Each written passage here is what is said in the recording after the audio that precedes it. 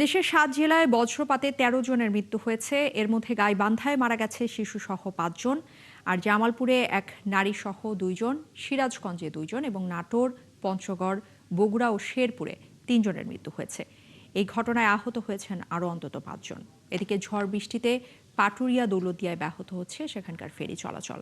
সহকর্মীদের তথ্য এবং ছবিতে প্রতিবেদন। গাইবান্ধার সুন্দরগঞ্জে দক্ষিণ ধোপাডাঙ্গা ইউনিয়নে বিকেলে বাড়ির বারান্দায় বসেছিলেন সাবেক ইউপি চেয়ারম্যান সুজা চৌধুরীর ছেলে ফুয়াদ সহ কয়েকজন। এ সময় বৃষ্টির সাথে বজ্রপাত হলে ৪ জন গুরুতর আহত হন। দ্রুত তাদের সদর হাসপাতালে নিলে মারা যান ফুয়াদ, মিজান ও শিশু রাফি। এছাড়া সাঘাট উপজেলার বোনারপাড়া ইউনিয়নে মাঠ থেকে ফেরার সময় মারা যান ৫০ বছরের নম্বর আলী। আর ফুলছড়ি উপজেলায় দেলুয়াচরে ঘোড়া সহ মৃত্যু হয় মানিক মিয়ার।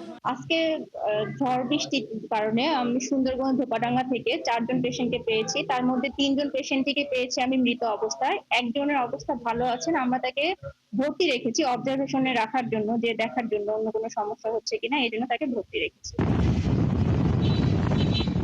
জামালপুর সদরে ভুট্টা খেতে কাজ করার সময় বজ্রপাত হলে আহত হন কৃষক আনোয়ার হোসেন ও হাসমত আলী। হাসপাতালে নেয়ার পর চিকিৎসক হাসমতকে মৃত ঘোষণা করেন। এছাড়া মিলানদহের হাজরাবাড়ি এলাকায় বাড়িতে রান্না করার সময় বজ্রপাতে মারা যান গৃহবধূ মর্জিনা বেগম।